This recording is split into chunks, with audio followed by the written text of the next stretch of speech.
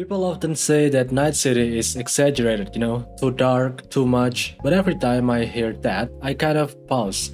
Because nothing in Night City feels alien to me. It feels pretty organized, familiar, almost reasonable. Corporations running security, that is stitched into everyday life.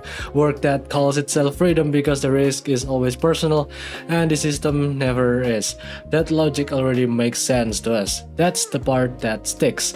Cyberpunk isn't really about flying cars or neon arms, in my opinion. It's about incentives, about what happens when efficiency is rewarded more consistently than care.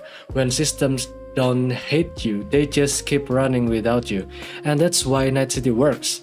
Not because it's shocking, but because if you squint a little, you can already see the outlines forming. This isn't a prediction, it's more like a pressure test. And the uncomfortable part is realizing how much pressure we're already under. Alright, let's stay in the same room together and keep talking. Because once you sit with Night City for a bit, really sit with it, the noise fades, The neon stops screaming, the guns and implants recede into the background. What remains is not a spectacle but structure, and structures are quiet. They do not threaten you, they don't announce themselves, they don't need to, they just work. That's the unsettling part. In Night City, nothing feels random. Pain isn't chaotic, exploitation isn't accidental, it's scheduled, accounted for, optimized. When people suffer, it doesn't register as a crisis. It registers as a throughput, as expected loss, as something already factored into the model. And the more you watch, or the more you play the game, the more you notice how often we make decisions that feel reasonable. Not good, reasonable. Take the job because rent is due, take the risk because the alternative is slower, upgrading yourself because everyone else already did. None of these choices feel dramatic, they feel familiar. They feel like the kinds of decisions people make when the margin for error has already been shaved down to nothing. That familiarity is the point. When systems don't hate you, they don't need to, they just don't notice you. They continue operating whether you're okay or not. Once you accept that framing, the megacorps stop feeling like cartoon villains. They start feeling like an institutions that simply align themselves perfectly with the logic of the world. They provide security, they provide infrastructure, they provide employment, they solve problems just efficiently enough that no one stops to ask whether those problems needed to exist in the first place. In particular, security becomes a service, and once it does, fear becomes a market. Not panic, not hysteria, just a low, constant anxiety that safety is temporary. Renewable, subscription-based, you don't need to invent threats, you just need to remind people that protection expires. Data slides neatly into that gap, quietly, because information weighs less than weapons, but often does more work than you know. Knowing who's likely to miss a payment, who's desperate, who's tired, who's angry but exhausted, you don't even need to control everyone. You just need to predict enough of them, often enough to keep the system stable. Violence also doesn't disappear either. It just becomes professional, sanitized, contract out. When conflict is profitable, peace become inefficient, something that interrupts cash flow, something to be postponed, not avoided, just delayed until it can be managed, priced, and sold. None of this requires conspiracy, it only requires alignment, incentives pointing in the same direction long enough for momentum to take over. Zoom in a little, and you see how that logic settles into everyday life. Work becomes flexible, which sounds generous, of course, even progressive, until flexibility means there's no floor for you, no guaranteed stability, no promise that someone will catch you if you fall. You're free to choose your jobs, of course, free to refuse, free to fail. And when failure happens, it lands cleanly on you, not on the platform, not on the client, not on the system that decided volatility was acceptable, just you.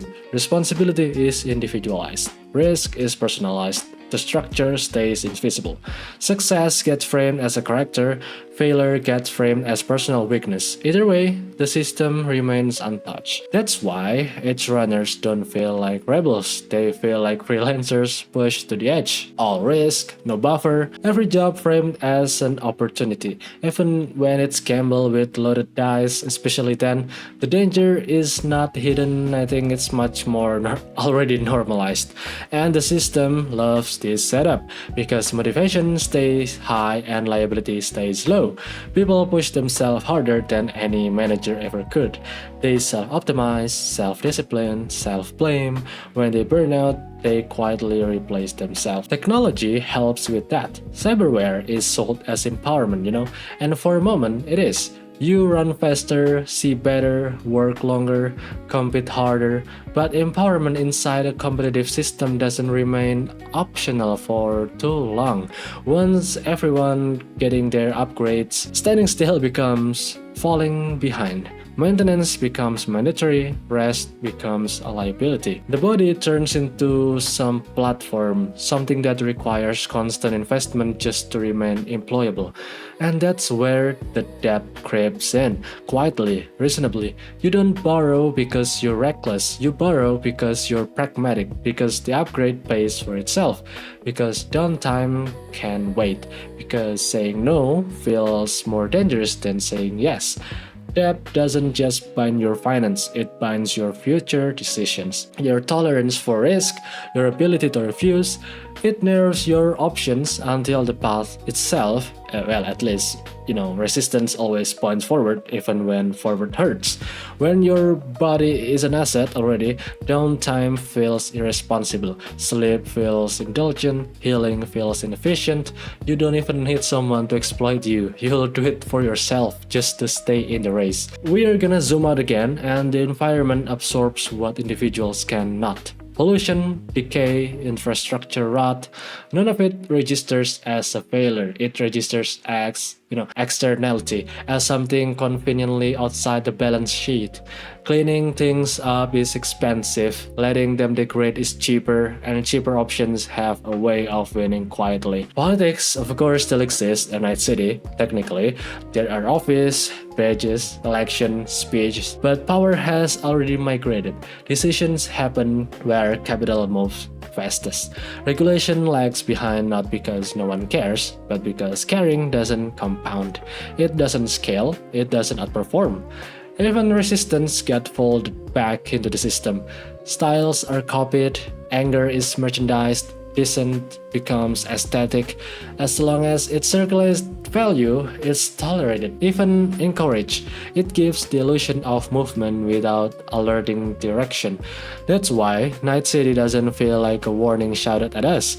It feels like a mirror angled slightly forward, showing where momentum leads if nothing interrupts it. And no, that doesn't mean everything's collapse tomorrow. Systems like this don't implode, they persist. They stabilize around inequality, around normalized harm, around a steady hum of manageable suffering. The danger isn't the apocalypse itself, in my opinion, it's the acceptance.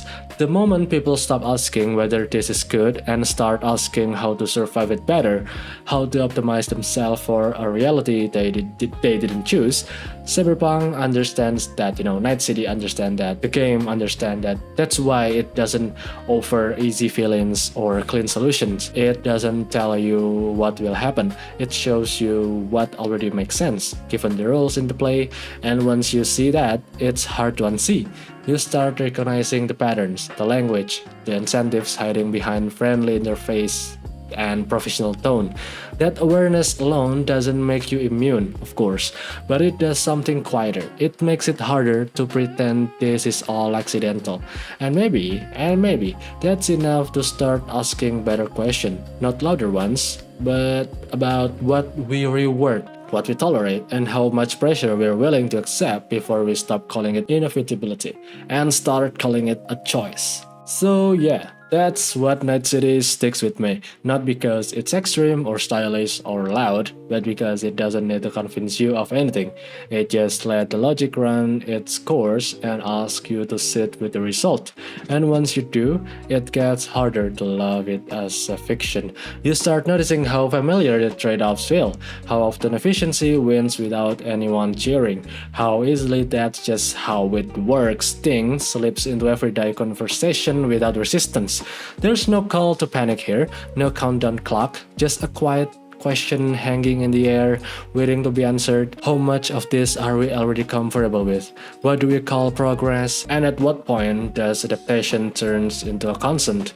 I don't have neat answers for you guys. I don't think this game also have either. But it's very good at reminding us at look at the system, not just the characters trapped inside of it. And sometimes that reminder is enough to change how you see the world after your life fades to black. Okay, I think I've been talking for too long. See you guys in the next video. Bye bye.